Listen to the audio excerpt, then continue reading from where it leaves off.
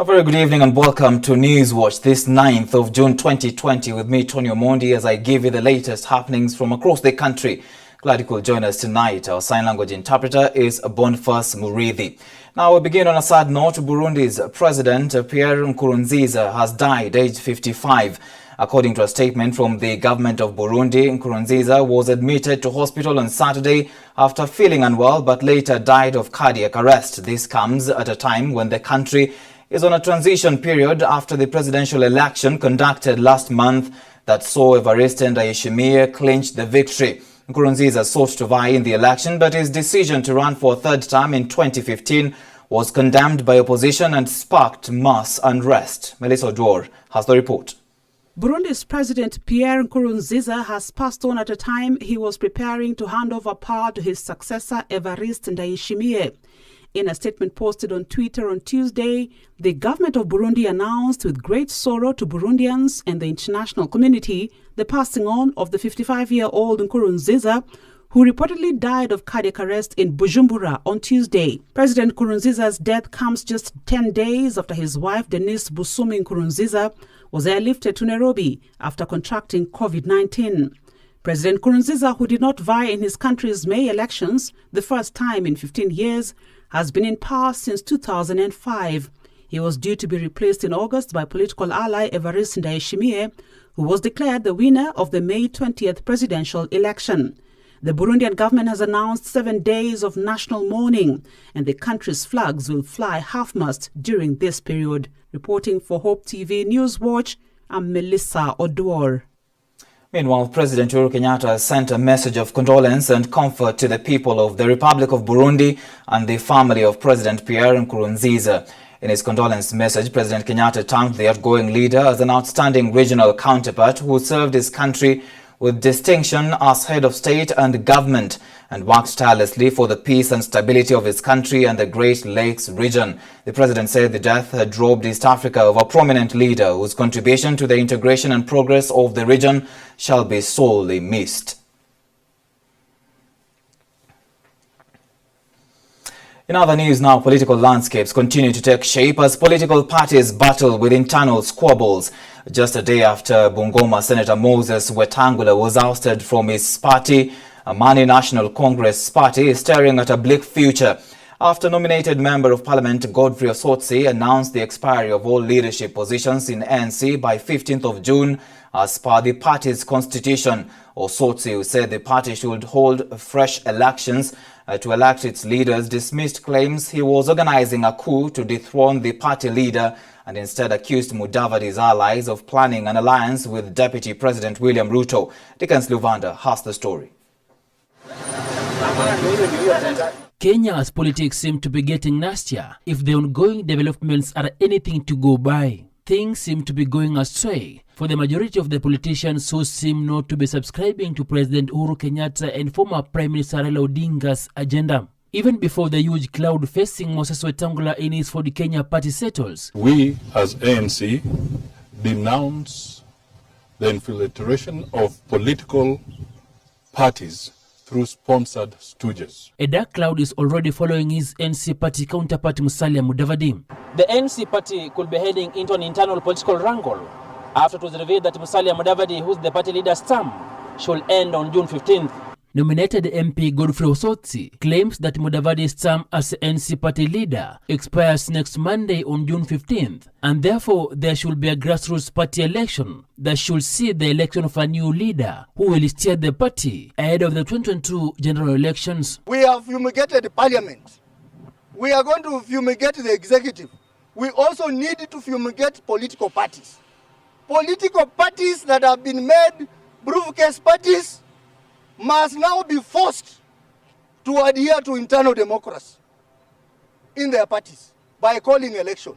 And that way, we will know when someone stands up to talk about good governance, to talk about a corrupt-free country. According to the nominated MP, the current NC officials took over in June 2015, and so 5 years elapses on Monday, as the party constitution says. From Monday, all the officials of the party, their term will have expired, including Mudavadi's term. So the best thing he can do is to organize for elections or prepare an election timetable within the confines of the party constitution. And that way, when he talks about the party being taken over, we will know that it's genuine. But you cannot keep a party in your briefcase, walk around with it, and then when you have internal problems, you now start blaming it on Raila or President Uhuru Kenyatta. I'm Adagala Beatrice. I am a woman MP, Vihiga County, elected on ANC party. And I want to say it here live that Osozi is not a member of the Aman National Congress. Even if you go to the political party's office, you will find that Osozi has already been removed from the register. So he cannot masquerade as the Secretary General of the party. The party has our Secretary General, who is Muluka Barak, and our party leader, Musalia Mudavadi. We don't want side shows. This is time, ANC, we are recognizing ourselves. We want to look for friends in the whole country so that Musalia Mudavadi will be a presidential candidate come 2022, God willing. Mudavadi has been meeting several leaders early to Deputy President William Ruto as he chants his political future after announcing that his ANC party has no plans to join the ruling Jubilee party. Anybody can claim anything. He must still be bitter that he was removed, but he's no longer part of ANC. Definitely not. You have the assurances from founder members who are here. Ni Bwana Kegesi, mbunge wa Vihiga. Nilikuwa nimesema sisi kama wabunge wa chama cha ANC tuko hapa kusema kwamba sisi mambo ya ANC sisi ndio tunajua. We form the ANC parliamentary group, so it is a bit disheartening to see somebody who is not part of our ANC parliamentary group coming to issue statements there as if it is on our behalf. Dika Silvanda, Hope TV News Watch in Nairobi County. And ODM party has rubbished claims it's causing turmoil in the Musalia Mudavadi-led ANC party. This follows claims by Lugari MP Ayub Savula that he was approached by top NASA leadership to dislodge Mudavadi from the helm of the party. Claims that ODM Secretary General Edwin Sifuna denies. Alice Diana has more.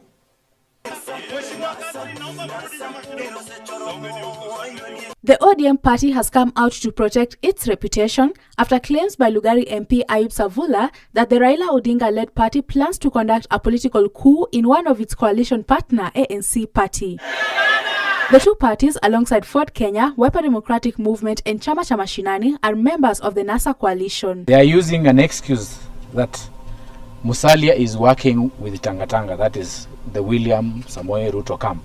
The external forces to the president about Musalia is from a partner party, an affiliate party of NASA. The perception that Musalia is a mole, a Ruto mole, is a perception being peddled around by ODM. They have said it clearly. Through its Secretary General Edwin Sifuna, ODM says claims by Ayub Savula should not be taken seriously given the fact that the party has a majority of elected leaders in the NASA coalition and that ANC party leader Musalia Mudavadi is a politician who cannot stand by himself. There is no circumstances under which ODM and any of its leaders would entrust a coup in the unlikely event that such a plot existed to the very pedestrian political abilities and loose tongue of Lugari MP Ayub Savula. Indeed, as the dominant political movement in Western Kenya, ODM has no compelling reason to plan a coup in the ANC party against Musalia Mudavadi. We reiterate the stated policy of ODM that our policy is that of non-interference in the internal workings of other political parties. Because as you all know, we have issues of our own as we strive to perfect ourselves. While addressing the press on Monday, Savula claimed he was approached by the ODM party to organize a coup in the ANC party, similar to the one that happened in Ford Kenya, so that he replaces Mudavadi as the party leader. I have received invitation by our affiliate party in NASA through one of the top officials that I engage in some activities against my party leader Musalia Mudavadi. The gist of the matter is that they have arranged some delegates of ANC so that I can overthrow my party leader Musalia Mudavadi. ODM has now dared Savula, who also serves as Mudavadi's deputy, to reveal the senior member of ODM he alleges approached him with a scheme to overthrow Mudavadi. We want to challenge Savula to reveal the senior ODM official he alleges approached him with the coup plot. We like to point out to both Savula and Mudavadi that if members of their village operation decide that it is time to dislodge them from their positions, they must carry their own cross and leave us out of it. We know it has become extremely fashionable to blame ODM for all their shortcomings, but to constantly cry about another man in your own home is to reach ludicrous new lows. Recently, former Kakamega Senator Boni Khalwale claimed there is a plot to oust Mudavadi from his ANC party, just like what is happening to Moses Wetangula in Fort Kenya, with all fingers pointing at ODM party leader Raila Odinga. Now, the Orange Democratic Movement ODM party has insisted that it has no compelling reason to plan a coup in Amani National Congress party against Musalia Mudavadi. For Hope TV Newswatch, at the ODM headquarter parties in Nairobi, I'm Alice Diana.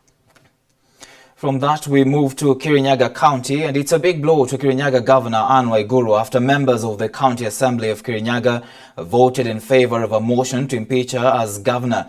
23 out of 33 ward representatives voted to impeach her, accusing her of gross misconduct and violation of the Constitution. The motion had been fronted by Mutira ward representative David Kinyua Wangui, who accused Waiguru of abuse of power and irregular awarding of tenders. Our reporter Joseph Maingi has been following up on this story and has filed the following report. After spending the night at the assembly in preparation for the impeachment motion against the area governor Anne Waiguru, members of County Assembly in Kirinyaga County have today voted to impeach Waiguru, with 23 ward representatives supporting the motion that was anchored on violation of the Constitution, abuse of office, and gross misconduct. County Assembly Speaker Anthony Gathumbi, while announcing the vote to remove Waiguru, expelled dissenters from the House, with 4 members of the County Assembly abstaining, while 6 others being absent. The impeachment motion was tabled in the Assembly on March 31st by Mutira Ward Representative David Kinyua Wangui. We have passed the voice of the resident of Kirinyaga. Since the governor came to office, much can be said about her delivery in terms of service. It's comparing all over with our people. And they have been asking us a question. What are you doing as our representative? Then we have answered their question. We have given them the answer.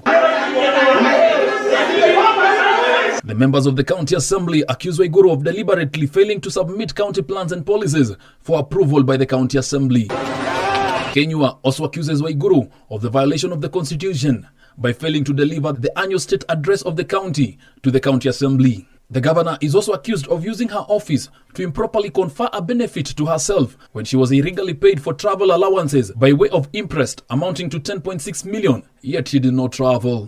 Sergeant at arms.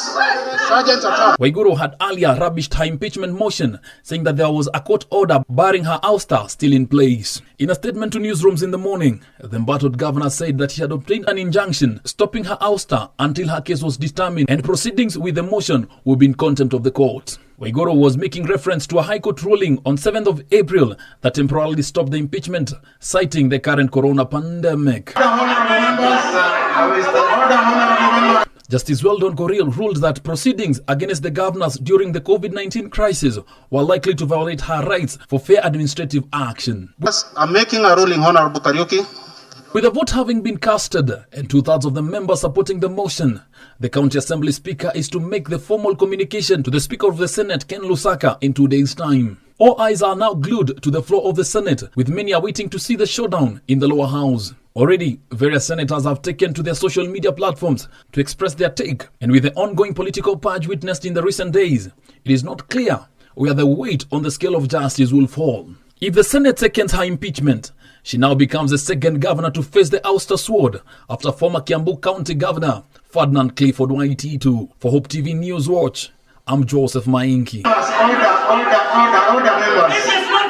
And with that report from Joseph Maingi, let's now take a short commercial break on News Watch. Still have much more in store for you. We'll be back.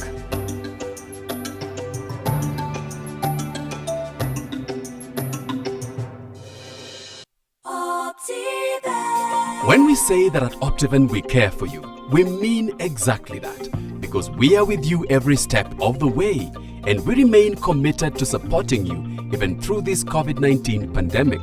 To all our customers who are paying installments for their properties, we are giving you an interest-free period of 6 months with effect from 1st May 2020.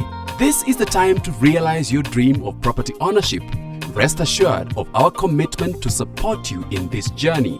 We are putting you first because we care.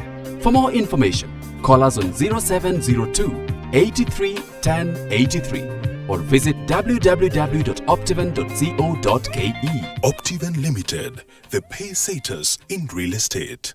Treetop imerudi tena na ina utamu wa kuchangamsha wa ladha ya machungwa, tropical, apple, maembe na strawberry banana. Kaa salama na ufurahie ladha ya kipekee ya Treetop na familia yako. Treetop, you can't beat this taste.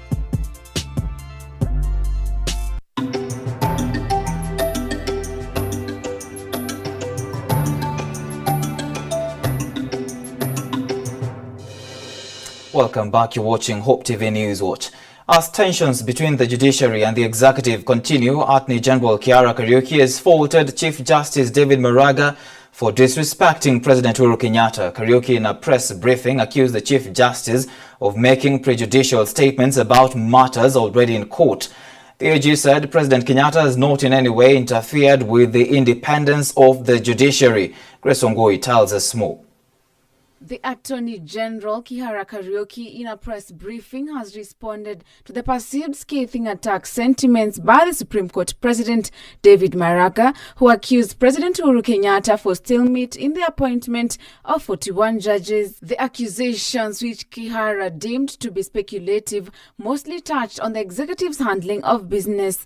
According to Kiara, some of the sentiments made by Maraga create a perception that he is seeking to influence the outcome of cases which was still before the court. Only creates a perception that the Honourable the Chief Justice is seeking to influence the outcome of these cases, but also raises questions as to why he, as a Justice of the Supreme Court, is expressing extrajudicial opinions on matters that may end up in the Supreme Court for hearing and determination. He absolved the president as the reason for the backlog of cases, but one brought about by the judiciary's own laxity, especially in handling of corruption cases.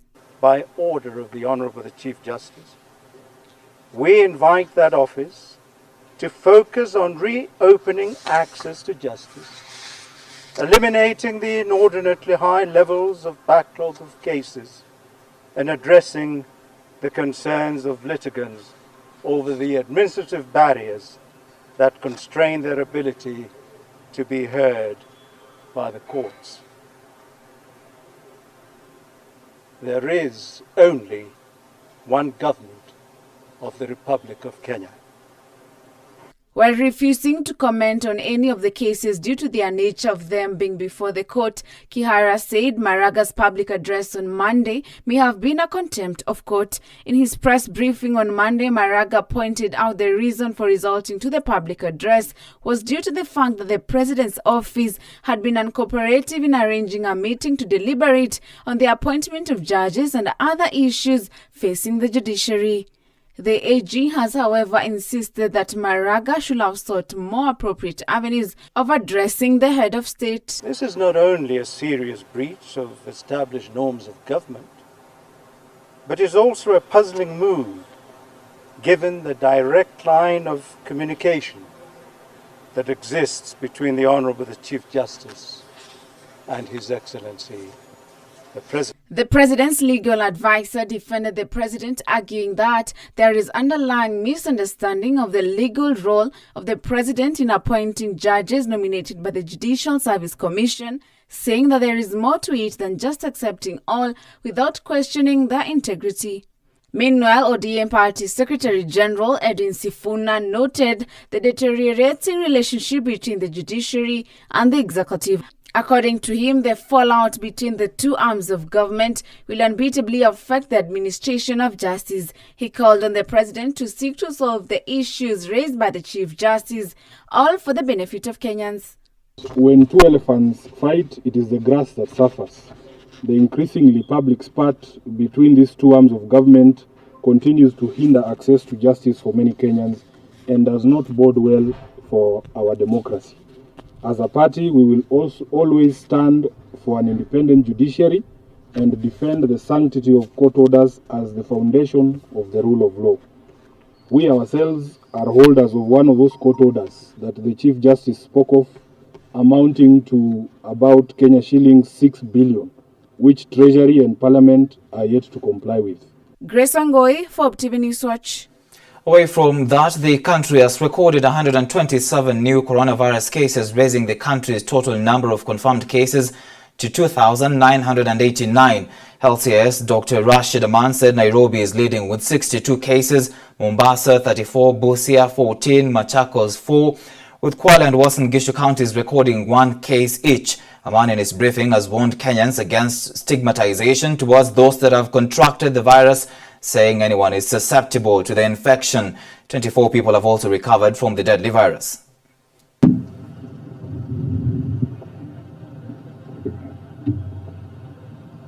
Today we have recorded 127 positives from a test pool of 2,247 samples. This now brings the total of confirmed positive cases to 2,989 from 100,683 samples tested so far. And the cumulative number of recoveries to 873. We would have wished to be discharging more patients than admitting. This, however, is not the case. It's just for today, because we have discharged 24 people who have recovered from the disease over the last 24 hours. And as I said earlier, this brings the total number of discharges to 873. Today's cases are 124 of these cases are Kenyans and 3 are foreigners who live amongst us, with 84 being males and 33 females. The youngest is a 3-week-old infant and the oldest is 72 years of age. The distribution of cases in the counties is as follows. Nairobi has 62, Mombasa 34, Busia 14, Machakos 4, Bungoma 3, Kwale and Uasin Gishu 1 each. If we go down to the sub-counties in these areas, Nairobi, the cases are from Kibra 21, Westlands 14, Ruaraka 12, Kamkunji 5, Langata 4, Dagoretti North 3, Makadara, Embakasi South, and Embakasi West 1 case each. In Mombasa, the cases are from Mvita 8, Nyali 7, Changamwe 6, Jomvu 6, Kisauni 4, and Likoni 3 cases. In Busia, all the 14 cases are truck drivers at the Malaba port of entry. In Kiambu, the cases are from Thika 2, Ruiru and Kikuyu 1 each. In Kilifi, the 4 cases are from Kilifi North 2, Kilifi South, and Kaloleni 1 case each.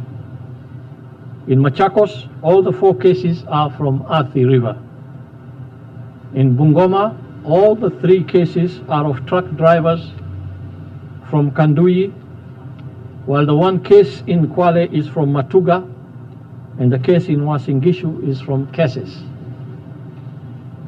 Sadly, we have lost another 3 more patients to the disease, bringing the tally of fatalities to 88.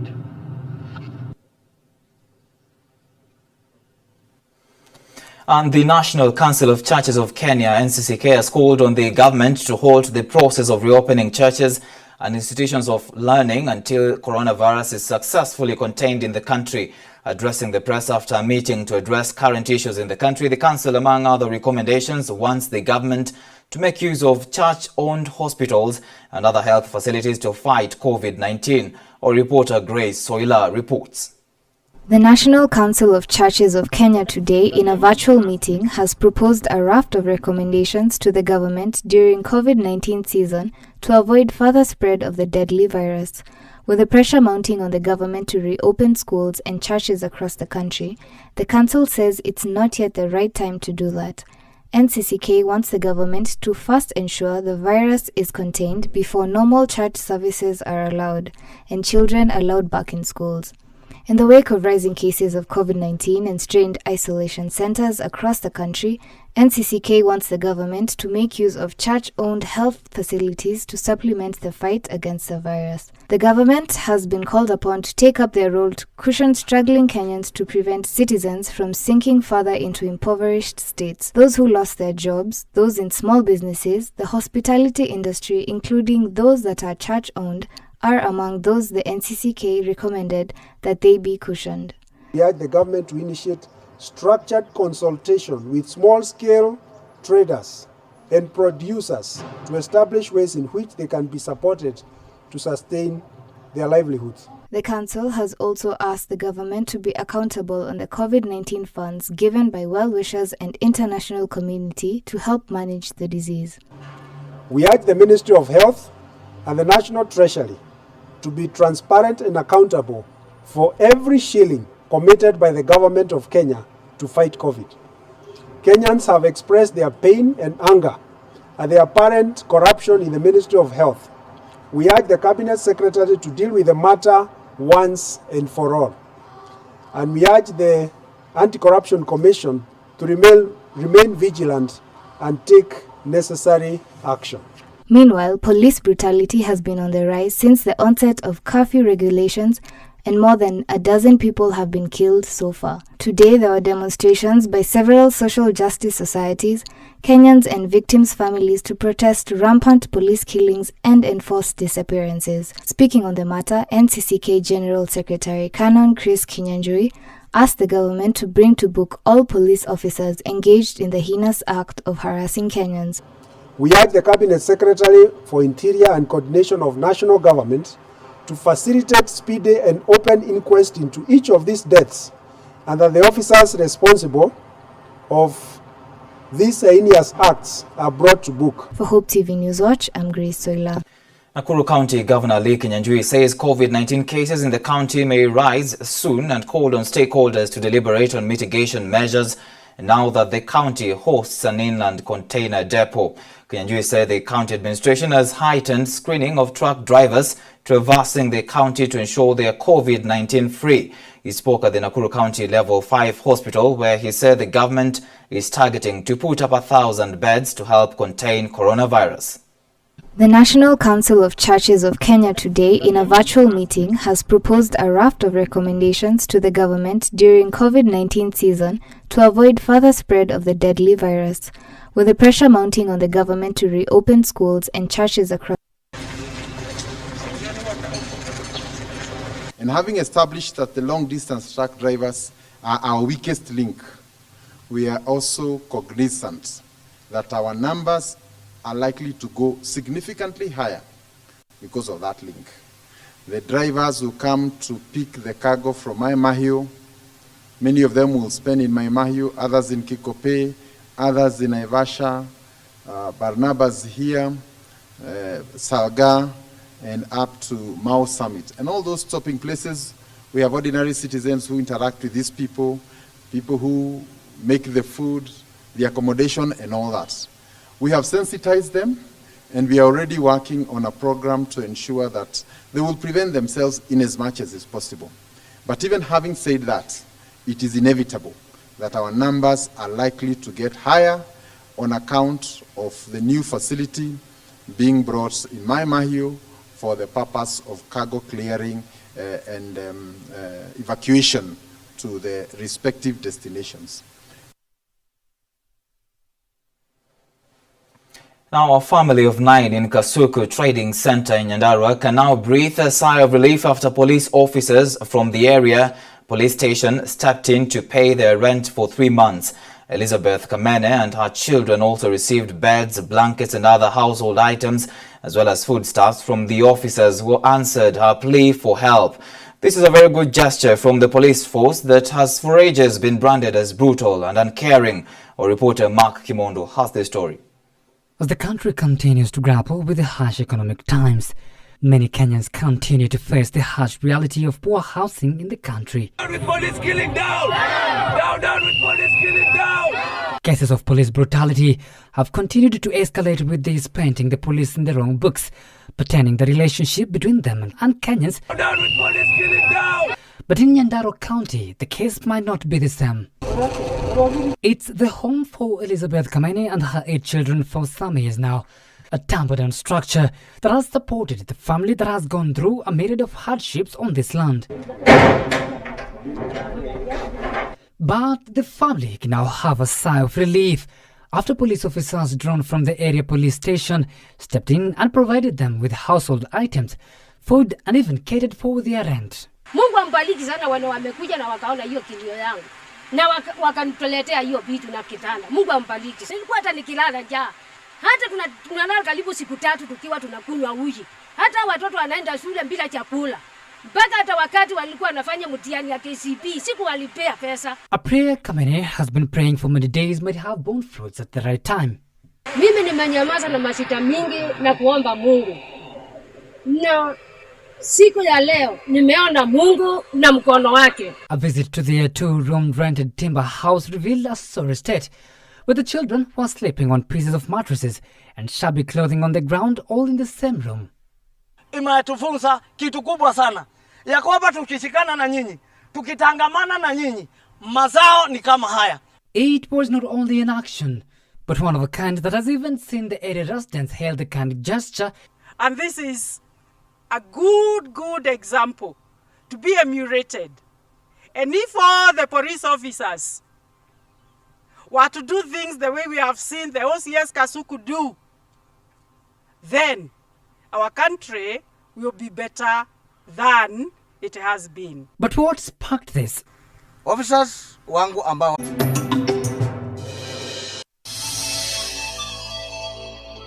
Our Christian life is not just about God always stepping in when you are in trouble. But sometimes you need to go through the valley of the shadow of death, and God will say, angels, you must go through that. She must go through that. Because out of this would come something greater and more beautiful.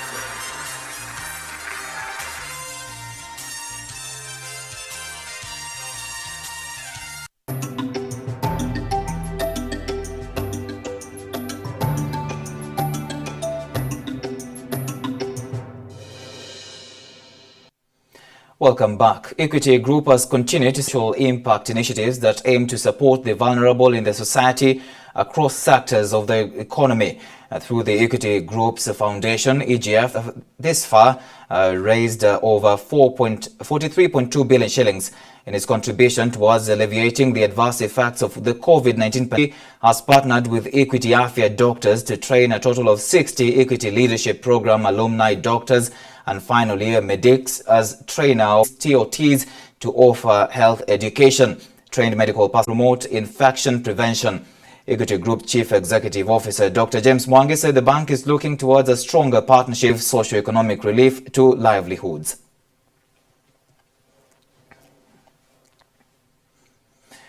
And telecommunications company Safaricom has closed its shops in Nyali and Rex House, both in Mombasa, as well as Mall shops to allow for cleaning, fumigation and sanitization.